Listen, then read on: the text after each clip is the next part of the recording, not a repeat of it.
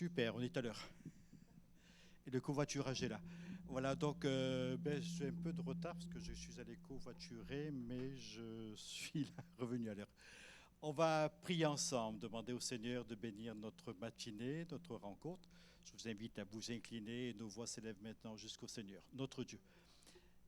Je vais demander à Philippe Monnereau si tu veux bien prier pour nous tous et nous nous inclinons. Seigneur Tout-Puissant, nous voulons vraiment te louer, Seigneur, t'adorer, Seigneur, et c'est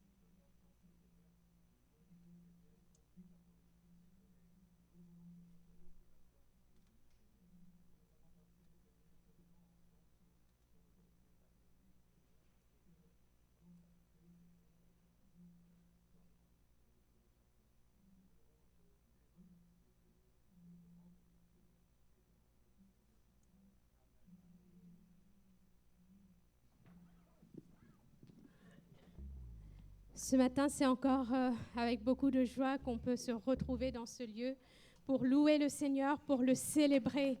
Et vraiment, nous vous invitons avec ce premier chant à vous abandonner complètement à Dieu, peu importe dans quel état vous pouvez être ce matin, avec vos joies, avec vos tristesses, vos angoisses. Abandonnez-vous vraiment au Seigneur, abandonnons-nous au Seigneur et laissons-le agir encore dans nos vies. Amen.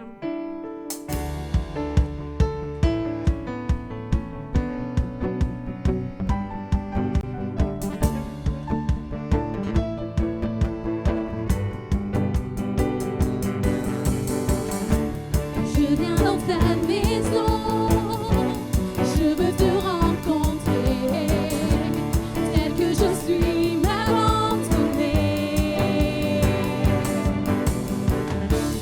Alors que nous chantons, ton esprit me remplit, mon âme est libérée.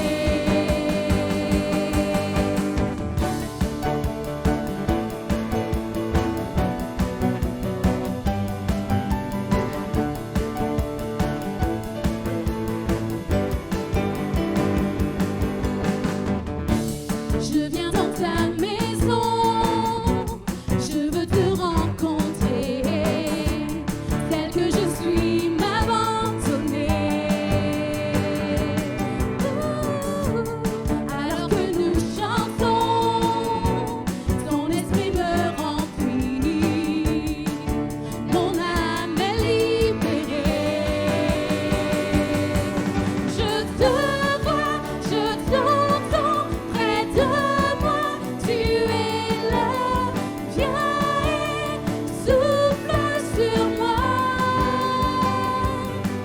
Je ressens ta présence comme un feu, comme un vent.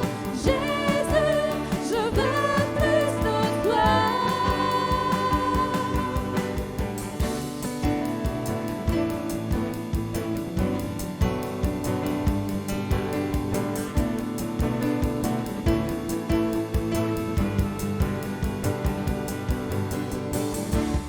Je viens dans ta maison, je veux te rencontrer, tel que je suis m'abandonner. Alors que nous chantons, ton esprit me remplit, mon âme est libérée.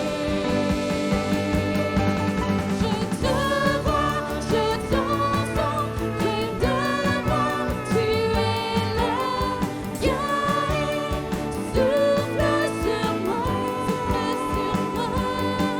Je ressens ta présence comme un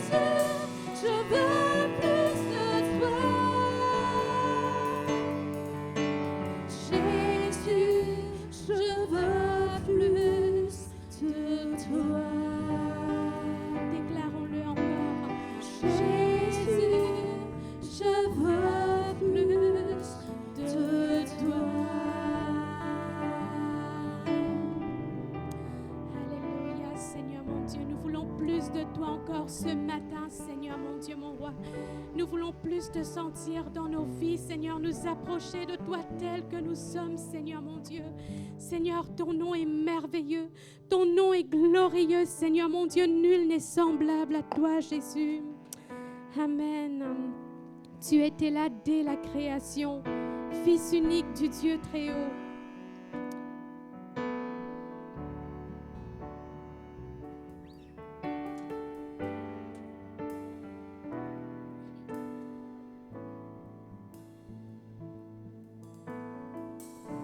Tu étais là dès la création, Fils unique du Dieu très haut. Les mystères de ta gloire révélés en toi, Christ, notre Seigneur. Oh, ce nom est si merveilleux, oh, ce nom est si merveilleux, le nom de Jésus-Christ, mon roi.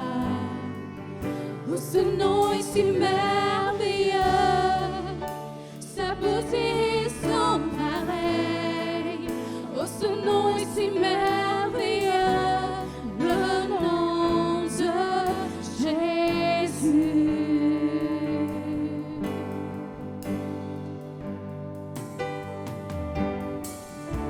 Tu n'as pas voulu les cieux sans nous.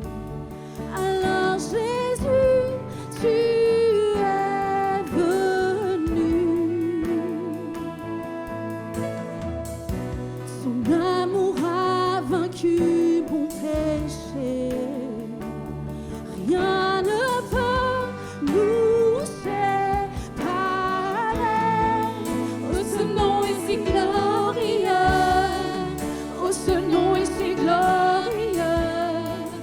Le nom de Jésus-Christ, mon roi. Oh, ce nom est si glorieux. Sa beauté est sans pareil. Oh, ce nom est si glorieux. Le nom de Jésus.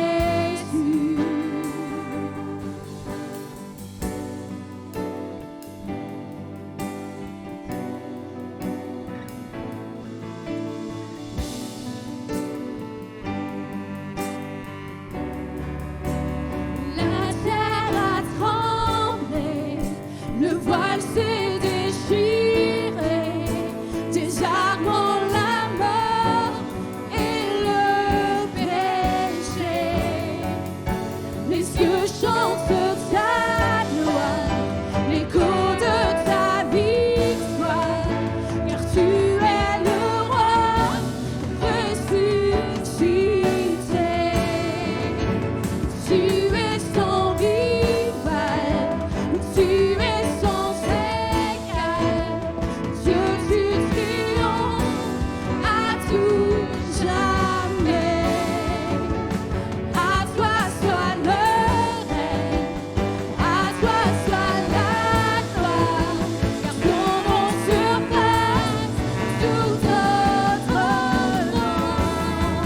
Oh, ce nom est victorieux, oh, ce nom est victorieux, le nom de Jésus-Christ, mon roi. Oh, ce nom est victorieux, sa puissance est sans pareil. Oh, ce nom est victorieux, le nom de Jésus. Oh, ce nom est victorieux, oh, ce nom est victorieux,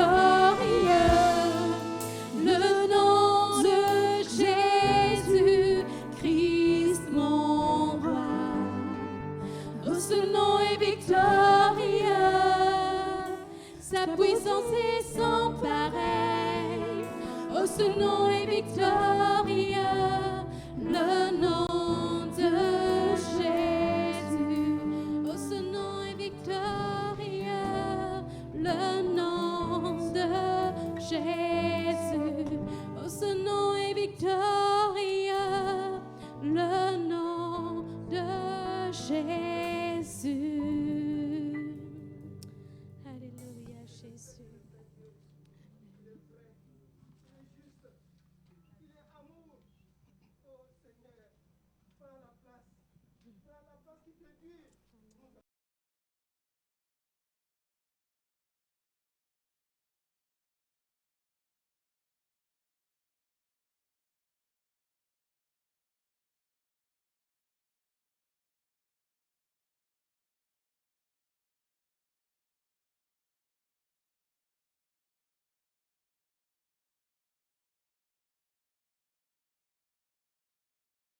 et suivre. Nous voulons suivre ce nom merveilleux. Alors, comme vous le savez, durant ce mois de février, nous avons entamé cette partie du fruit de l'esprit qui est la bienveillance. La bienveillance. Alors, pour ceux qui sont là le jeudi soir, Gérald avait introduit ce thème en nous apportant plusieurs définitions, plusieurs significations, plusieurs synonymes de ce mot bienveillance. Et il y en a un en particulier qui a retenu mon attention, c'est celui d'humanité. Parce que selon les traductions, ce terme humanité était aussi dans les synonymes. Alors, m'est venu à l'esprit ces expressions que vous avez dû déjà entendre, vous connaissez, qu'on utilise quelquefois, être empreint d'humanité ou faire preuve d'humanité. Alors, être empreint d'humanité, c'est être plein de compassion, et faire preuve d'humanité, c'est montrer de la compassion. Et dans ces deux synonymes, dans ces deux expressions plutôt, on peut discerner deux mouvements ou deux états à exercer. Être plein de compassion ou montrer. Il y a deux choses à manifester. Alors, de la même manière, je crois que pour exercer la bienveillance, il y a ce double aspect, ce double jeu, être bienveillant et montrer de la bienveillance. Alors, je dirais que la bienveillance, c'est d'abord une qualité intérieure qui est en nous et qui doit être le résultat, en particulier pour nous chrétiens, qui doit être le résultat d'un fruit émanant du Saint-Esprit. Mais aussi, c'est quelque chose qui va être extérieur, qu'on va montrer, qui montre notre humanité, pour reprendre ces expressions que j'ai citées. Alors, quel que soit notre degré de maturité spirituelle, notre humanité doit être visible. Elle doit être visible dans son expression la plus favorable, je dirais même. C'est donc la bienveillance de Jésus, forcément, que je voudrais étudier avec vous ce matin, parce que c'est vraiment notre exemple. C'est elle qui va inspirer aussi notre vie, toutes les étapes de notre vie. Alors, comment Jésus a-t-il vécu et montré cette bienveillance en diverses situations? C'est ce que nous allons voir. Jésus, notre exemple. Alors, je vous invite à lire dans l'Évangile de Luc, au chapitre 8, et à partir du verset 40. Luc, chapitre 8, à partir du verset 40. À son retour, Jésus fut reçu par la foule, car tous l'attendaient. Et voici, il vint un homme nommé Jaïrus, qui était chef de la synagogue. Il se jeta à ses pieds et le supplia d'entrer dans sa maison, parce qu'il avait une fille unique d'environ 12 ans qui se mourait. Pendant que Jésus y allait, il était pressé par la foule. Or, il y avait une femme atteinte d'une perte de sang depuis 12 ans et qui avait dépensé tout son bien pour les médecins sans qu'aucun ait pu la guérir. Elle s'approcha par derrière, toucha le bord du vêtement de Jésus et au même instant, la perte de sang s'arrêta. Et Jésus dit « Qui m'a touché ?» Et comme tous s'en défendaient, Pierre et ceux qui étaient avec lui dirent « Maître, la foule t'entoure et te presse, et tu dis « Qui m'a touché ?» Mais Jésus répondit « Quelqu'un m'a touché, car j'ai reconnu qu'une force était sortie de moi. » La femme, se voyant découverte, vint toute tremblante se jeter à ses pieds et déclara devant tout le peuple pourquoi elle l'avait touchée et comment elle avait été guérie à l'instant. Jésus lui dit « Ma fille, ta foi t'a sauvée, va en paix. » Comme il parlait encore, survint le chef de la synagogue, survint de chez le chef de la synagogue quelqu'un disant « Ta fille est morte, n'importune pas le maître. » Mais Jésus, ayant entendu cela, dit au chef de la synagogue « Ne crains pas, crois seulement et elle sera sauvée. » Lorsqu'il fut arrivé à la maison, il ne permit à personne d'entrer avec lui, si ce n'est à Pierre et à Jean et à Jacques, et au père et à la mère de l'enfant. Tous pleuraient et se lamentaient sur elle. Alors Jésus dit « Ne pleurez pas, elle n'est pas morte, mais elle dort. » et il se moquait de lui, sachant qu'elle était morte. Mais il la saisit par la main et dit d'une voix forte, « Enfant, lève-toi !» Et son esprit revint en elle. Et à l'instant, elle se leva, et Jésus ordonna qu'on lui donnât à manger. Les parents de la jeune fille furent dans l'étonnement, et il leur recommanda de ne dire à personne ce qui était arrivé. Voilà, cette histoire nous rapporte 2 miracles qui se sont opérés de manière complètement différente, mais qui nous révèlent quelque part une expression de la bienveillance de la part de Jésus, et ça, quelles que soient les circonstances et l'environnement. Alors, on va regarder un petit peu l'histoire de la fille de Jaïrus. L'histoire, elle est racontée en 2 épisodes bien distincts. La première partie met en scène, donc du verset 40 au verset 42, met en scène un père qui s'inquiète pour sa fille. Et la deuxième partie, du verset 49 au verset 55, c'est ça met en scène l'attitude de Jésus qui rassure Jaïrus et qui guérit sa fille. Alors, comme on l'a lu, on vient de voir, Jaïrus vient de se jeter aux pieds de Jésus, il l'implore de venir auprès de sa fille mourante. Jésus va se mettre aussitôt en route vers sa maison, malgré, je dirais, tout le monde qui l'entoure. Et là, il ne demande aucune explication à Jaïrus sur le pourquoi de cette situation. Il comprend, à l'écoute de Jaïrus, il comprend que cette situation préoccupe sérieusement le père de la jeune fille. Et il va donc exercer ce double aspect de la bienveillance. Il est compatissant devant les craintes de Jaïrus et il montre cette bienveillance en se mettant en route. Les 2 aspects sont remplis.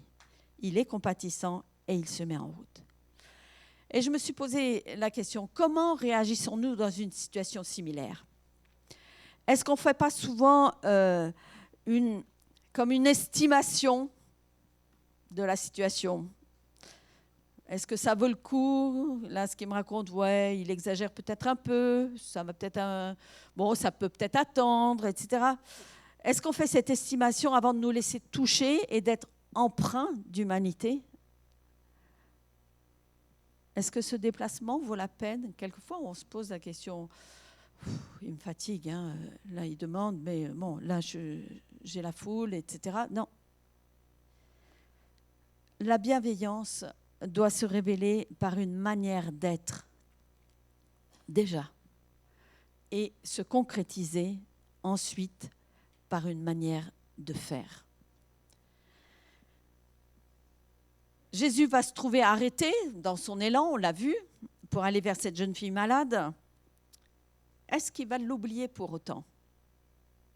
Quelquefois, on a cet instinct d'être bienveillant, on va commencer à montrer sa bienveillance en se mettant en route pour aller aider quelqu'un, par exemple. Et il y a un événement imprévu qui arrive et on se trouve arrêté. Est-ce que Jésus oublie la demande du Père, la demande de Jaïrus concernant sa fille ? Non. Mais sa bienveillance à l'égard de Jaïrus n'est pas exclusive. On le voit avec l'arrêt provoqué par la femme à la perte de sang. Si notre manière d'être bienveillant est juste, alors nous ne méprisons personne. Même quand notre volonté d'user de bienveillance est arrêtée ou suspendue momentanément. Dans la deuxième partie du récit, donc, Jésus commence par rassurer le père de l'enfant.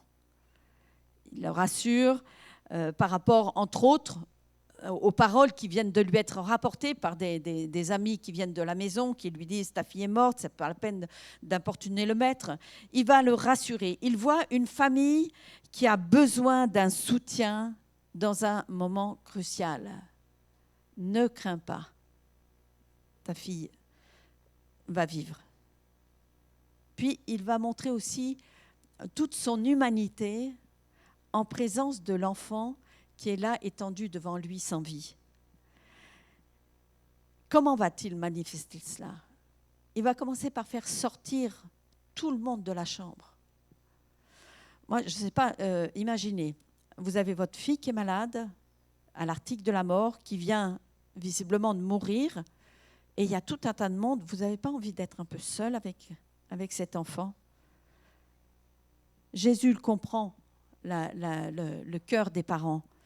Il fait sortir tout le monde de la chambre. Et je dirais même que dans sa bienveillance, peut-être il pense aussi à cette jeune fille qu'il va ressusciter et qui va voir tout ce monde qui pleure autour d'elle, qui va se demander qu'est-ce que ça signifie.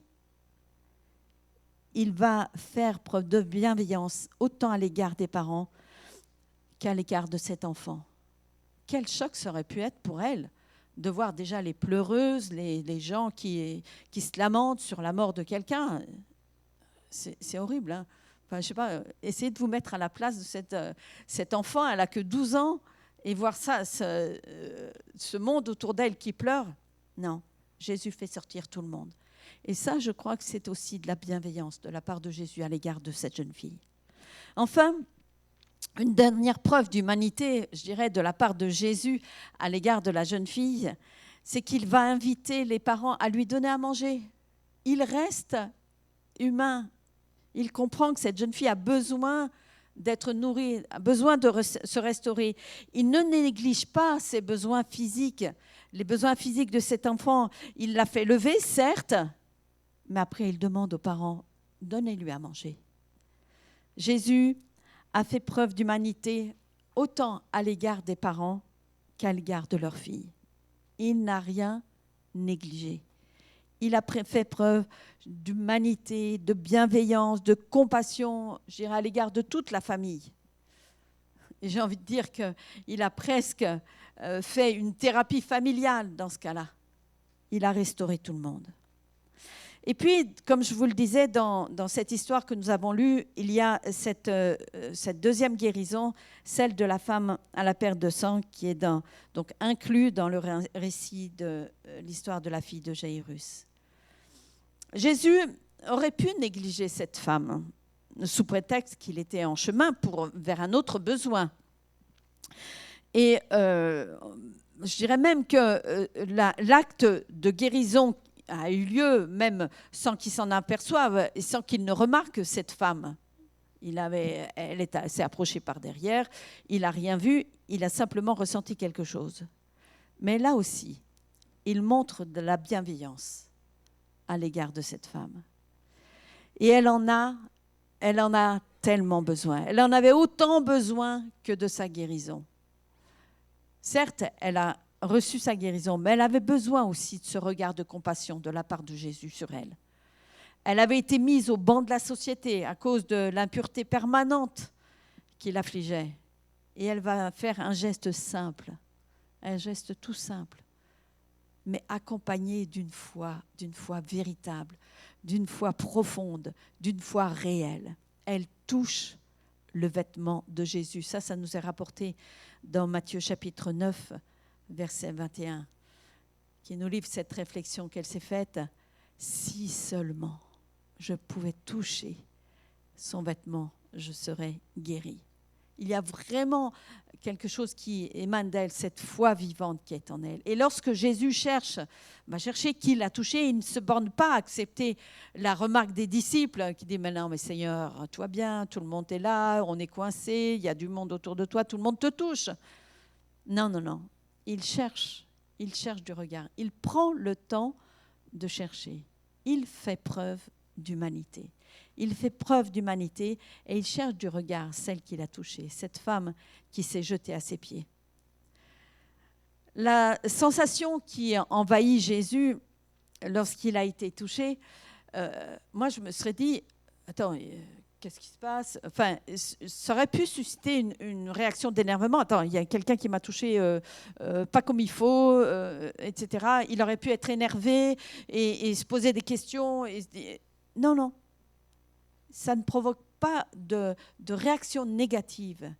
Et lorsqu'il voit cette femme toute tremblante à ses pieds, il va lui dire « ma fille ». Alors moi, je ne sais pas vous, mesdames, mais j'aime cette expression. Quand j'entends Jésus dire « ma fille », je ne sais pas, ça me réchauffe le cœur, ça m'apaise, ça me Ça me donne envie encore plus de l'adorer, plus de le louer, plus de le contempler, plus de le suivre. Ma fille, ta foi t'a sauvée. Il ne juge pas la manière dont elle s'est approchée. Il se met à son niveau de compréhension. Certes, ce geste, on pourrait dire, c'est un geste de superstition, mais au-delà de ce geste, il y a une foi réelle, profonde chez cette femme. Il se met à son niveau. Et je dirais, cette appellation ne peut que la rassurer. Ma fille, ça va rassurer cette femme. Malgré ce contact qu'elle a établi avec Jésus, auquel elle n'avait aucun droit, là, elle est rassurée. Contact qui allait, je dirais même, à l'encontre des codes de la société dans laquelle elle vivait. Être empreint d'humanité ou faire preuve d'humanité ne devrait pas être codifié par nos habitudes de société, mais conditionné par le Saint-Esprit qui transforme nos cœurs de pierre en cœurs remplis de l'amour du Père céleste. Ça nous est impossible humainement. Mais l'apôtre Paul nous rappelle dans 2 Corinthiens chapitre 3, versets 5 et 6, notre capacité au contraire vient de Dieu. Il nous a aussi rendus capables d'être ministres d'une nouvelle alliance, non de la lettre, mais de l'esprit. Car la lettre tue, mais l'esprit vivifie. Et ça, c'est quelque chose que nous devons vraiment intégrer. Si les codes de nos sociétés, les lois, les exigences sont là pour, quelque part, comme tuer toutes nos expressions de compassion ou autres, sachons revenir à l'esprit qui nous anime, à cet esprit qui nous vivifie, cet esprit qui nous permet d'exercer cette compassion, cette bienveillance à l'égard de tous ceux qui ont besoin. Et puis, il y a une autre histoire que j'aurais voulu voir avec vous, une attitude de Jésus qui est particulière parce que son humanité est alors complètement différente. Je vous invite à la lecture de Jean, chapitre 21, versets 1 à 13. C'est l'histoire de la pêche dite miraculeuse qui a lieu après la résurrection de Jésus. Jean, chapitre 21, versets 1 à 13. Après cela, Jésus se montra encore aux disciples sur les bords de la mer de Tibériade. Et voici de quelle manière il se montra. Simon-Pierre, Thomas, appelé Didyme, Nathanaël de Cana en Galilée, les fils de Zébédée et 2 autres disciples de Jésus étaient ensemble. Simon-Pierre leur dit « Je vais pêcher ». Et ils lui dirent « Nous allons aussi avec toi ». Ils sortirent et montèrent dans une barque. Et cette nuit-là, ils ne prirent rien. Le matin venu, Jésus se trouva sur le rivage. Mais les disciples ne savaient pas que c'était Jésus. Jésus leur dit « Enfants, n'avez-vous rien à manger ?» Et ils répondirent « Non ». Il leur dit « Jetez le filet du côté droit de la barque et vous trouverez. » Ils le jetèrent donc et ils ne pouvaient plus le retirer à cause de la grande quantité de poissons. Alors, le disciple que Jésus aimait dit à Pierre, « C'est le Seigneur !» Et Simon-Pierre dit, dès qu'il eut entendu que c'était le Seigneur, mit son vêtement et sa ceinture, car il était nu, et se jeta dans la mer. Les autres disciples vinrent avec la barque, tirant le filet plein de poissons, car ils n'étaient pas éloignés de la terre, ils n'étaient éloignés de la terre que d'environ 200 coudées. Lorsqu'ils furent descendus à terre, ils virent là des charbons ardents, du poisson dessus et du pain. Et Jésus leur dit, « Apportez des poissons que vous venez de prendre. » Simon-Pierre monta dans la barque et tira à terre le filet plein de 153 grands poissons. Quoiqu'il y en eût tant, le filet ne se rompit point. Et Jésus leur dit, « Venez, mangez. » Et aucun des disciples n'osait lui demander, « Qui es-tu » sachant que c'était le Seigneur. Jésus s'approcha, prit le pain et leur en donna. Il fit de même du poisson. C'était déjà la 3e fois que Jésus se montrait à ses disciples depuis qu'il était ressuscité des morts. Jésus est ressuscité des morts. Mais Jésus n'a rien perdu de son humanité, même après sa résurrection. Et j'aime cet épisode où Jésus prépare un repas pour ses amis. Ils ont travaillé à nouveau toute une nuit sans rien prendre, ça leur est déjà arrivé. Et quelqu'un est là, quelqu'un qui est là sur le rivage, qui leur dit de jeter le filet de l'autre côté de la barque. Ils n'ont pas reconnu Jésus. Et je pense que s'ils obéissent à cette proposition, c'est qu'ils doivent penser que c'est un pêcheur, ça, il connaît le coin, et il nous indique là où il y a du poisson. Visiblement, Jésus n'avait rien qui le différenciait d'un pêcheur quelconque. Donc les disciples n'hésitent pas à obéir à cet ordre, à ce conseil en tous les cas. Et ce n'est qu'en retirant le filet bien rempli que Jean réalise que c'est Jésus lui-même qui s'est intéressé à leur sort. Mais ce n'est pas sur cette pêche miraculeuse que je voudrais me focaliser, mais sur ce feu que Jésus a préparé pour cuire les poissons. Quelle délicate attention, quelle bienveillance, quelle humanité, pour reprendre l'expression du début. Pourtant, Jésus n'est plus tout à fait humain. Vous en conviendrez avec moi, il est passé par la mort, il est ressuscité, il a retrouvé désormais son statut plein et entier de prince de ce monde. Hébreux 2, verset 9 nous dit « Celui qui a été abaissé pour un peu de temps au-dessous des anges, Jésus, nous le voyons couronné de gloire et d'honneur à cause de la mort qu'il a soufferte. » Donc, c'est plus tout à fait un homme. Il pourrait être loin des préoccupations de ces pécheurs qui, visiblement, ne savent plus que faire, sinon se rabattent sur leur ancien métier. Hein. Qu'est-ce qu'on va faire là? On est tout seul. Oh, tiens, là, je vais pécher. Non, Jésus se met à nouveau à leur niveau. Il prépare ce feu et il les invite à se restaurer. Il n'a pas oublié toutes les difficultés du métier de pêcheur. Il n'est pas déconnecté de la réalité de la vie. Et il sait rester attentif à ces hommes qui ont travaillé toute la nuit. La bienveillance, fruit de l'esprit, c'est aussi cela. Rester humain tout en étant spirituel. Il ne peut pas y avoir de division entre la spiritualité et l'humanité, de scission entre notre esprit et nos mains, je dirais. Mais il est nécessaire qu'il y ait une cohabitation équilibrée et profitable à tous ceux qui sont fatigués ou en proie à des interrogations, comme le pouvaient être ces disciples de Jésus, qui étaient là complètement désemparés.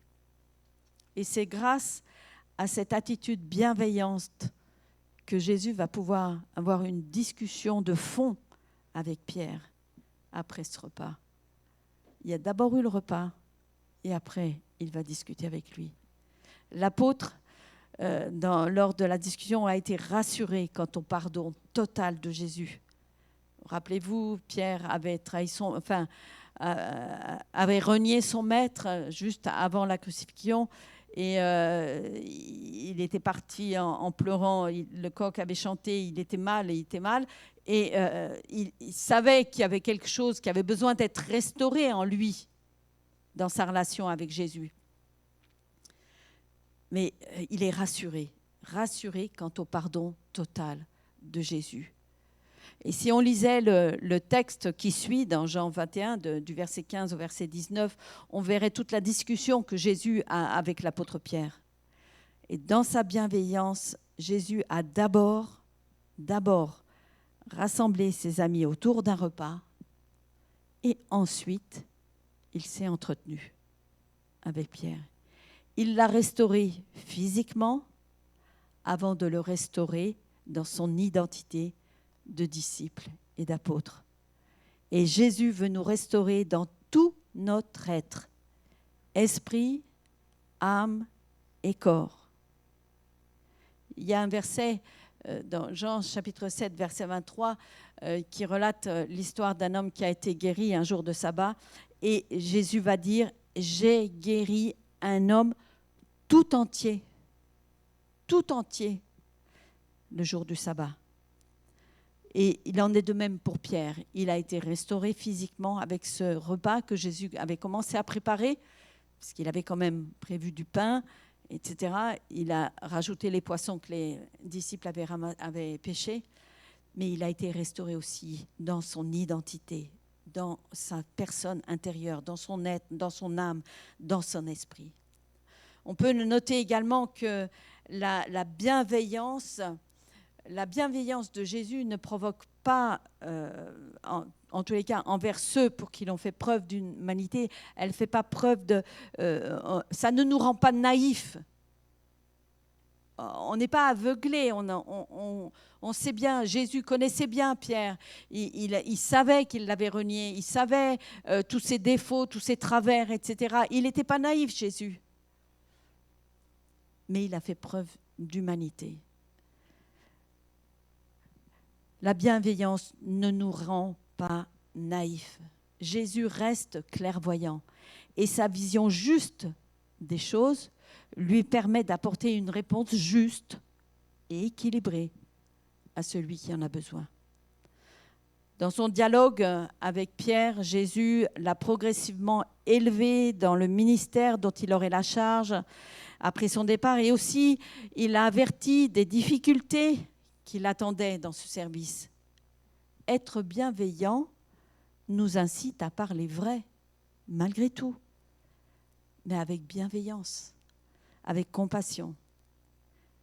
Et cela pour entraîner l'autre vers de nouveaux horizons, je dirais, vers de nouvelles découvertes. Jésus invite tout à nouveau Pierre à le suivre.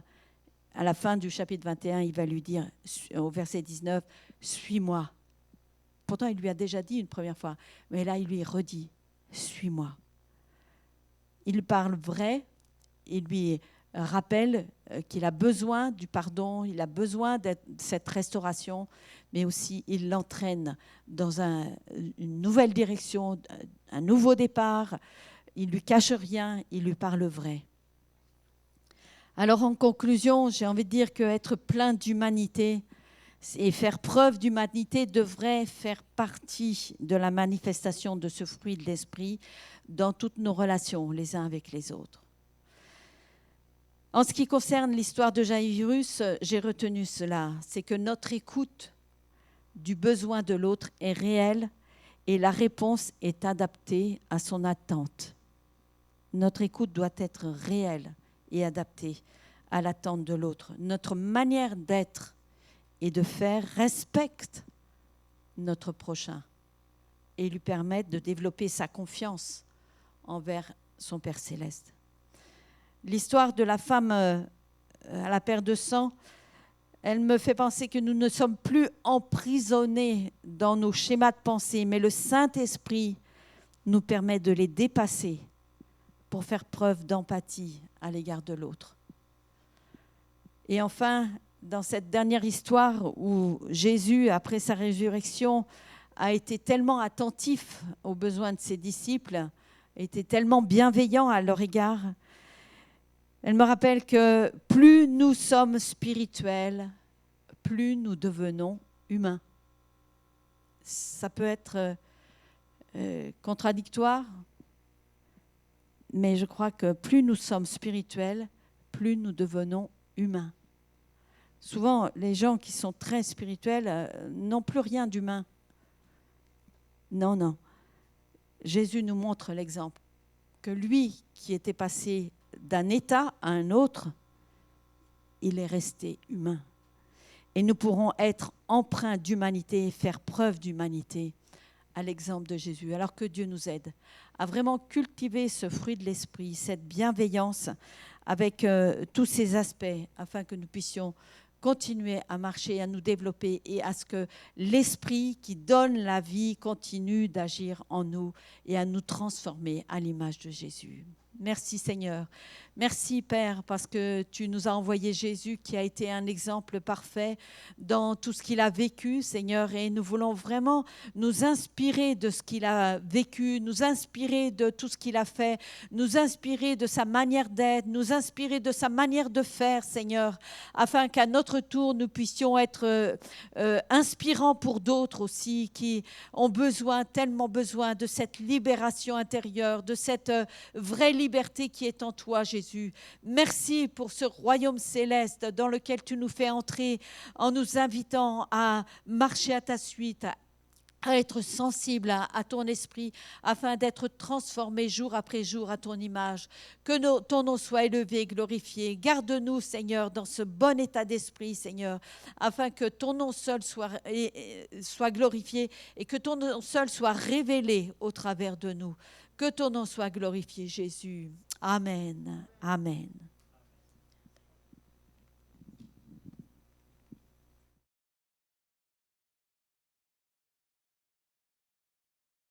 Voilà, merci beaucoup Hélène.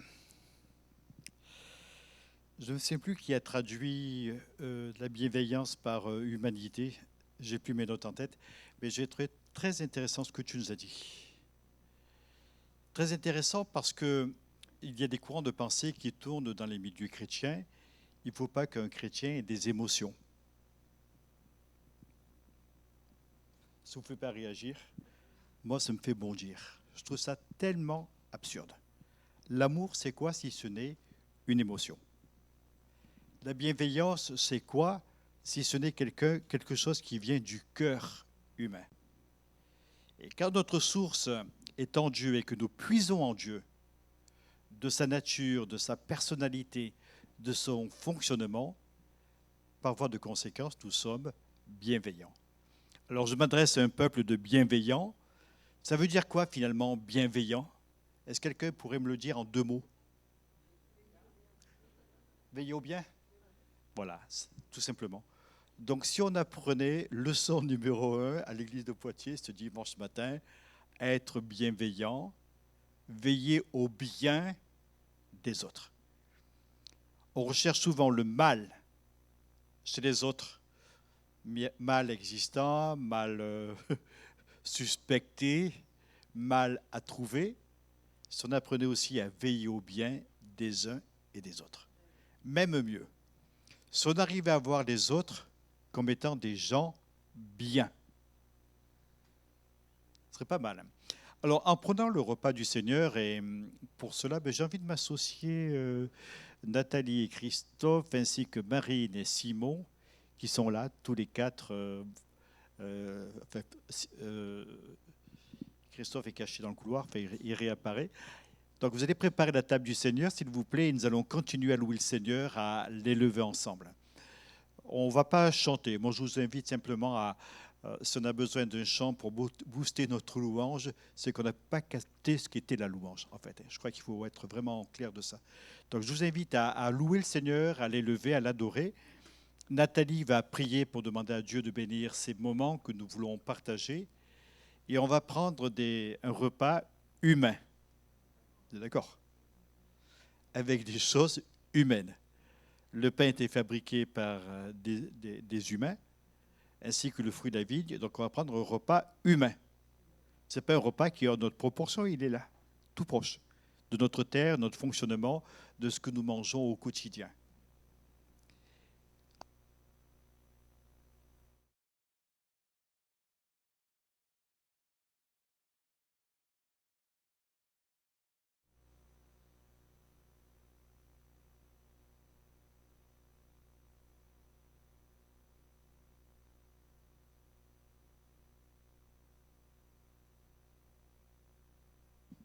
Pour les gens de derrière, donc ceux de devant. Nous avons 2 troncs aujourd'hui, un qui concerne le fonctionnement de notre Église, et comme nous sommes le 2e dimanche du mois, ce sont les œuvres missionnaires, enfin toutes les œuvres qui concernent les assemblées de Dieu en France et aussi dans le monde.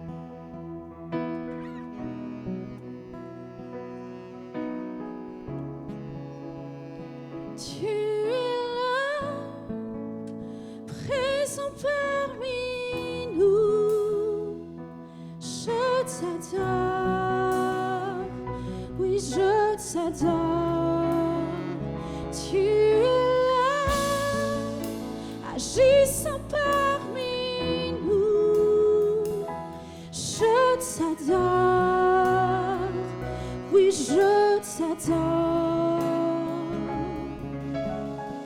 Tu traces un chemin au Père des miracles, tu tiens tes promesses, lumière dans les ténèbres, mon Dieu, c'est ce que tu es.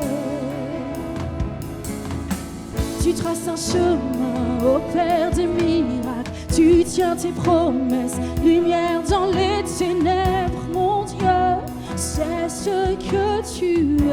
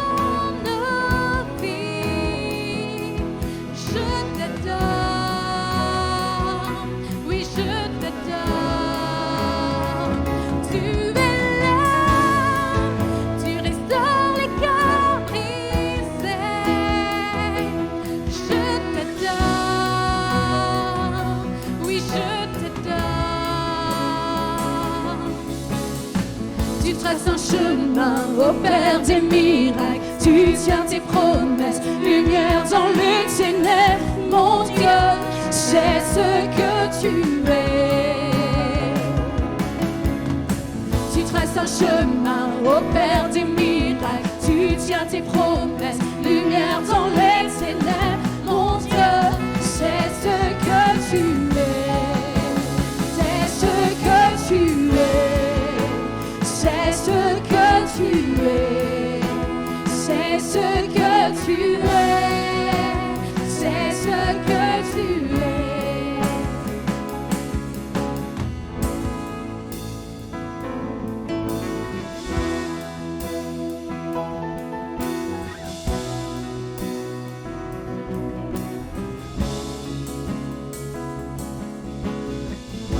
Quand je ne le vois pas, tu es là. Et quand je ne le sens pas, tu es là. Tu agiras encore. Tu agiras encore. Et quand je ne le vois pas, tu es là. Et quand je ne le sens pas, tu es là. Tu agiras encore. Tu agiras encore. Et quand je ne le vois pas, tu es là. Et quand je ne le sens pas, tu es là. Tu agiras encore. Tu agiras encore. Tu agiras encore.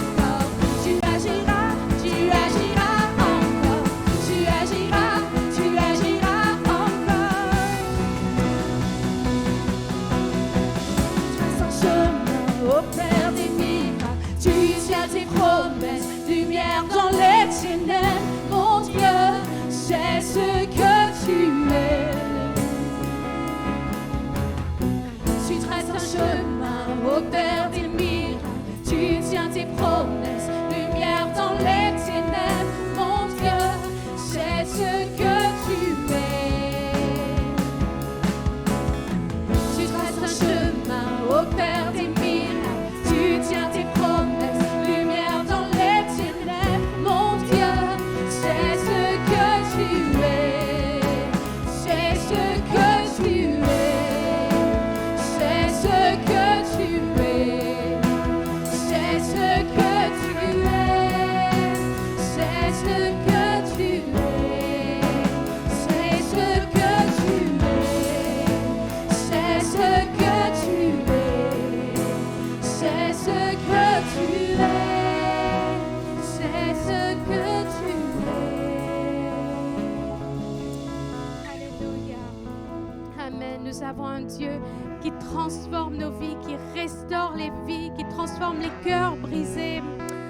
Amen. Son nom est Jésus. Il n'y a pas d'autre nom que celui de Jésus. Un nom qui sauve. Alléluia. Terminer ce moment, nous allons prendre un dernier chant. Et après, le pasteur va faire les annonces. On va prendre ce chant qui dit « Dans la vallée des pleurs, des peurs et des larmes, je ne crains rien, car tu es avec moi. Jésus est avec moi. Jésus est avec nous. Même face aux géants dressés devant nous, nous pouvons chanter que Jésus est avec nous. Amen. »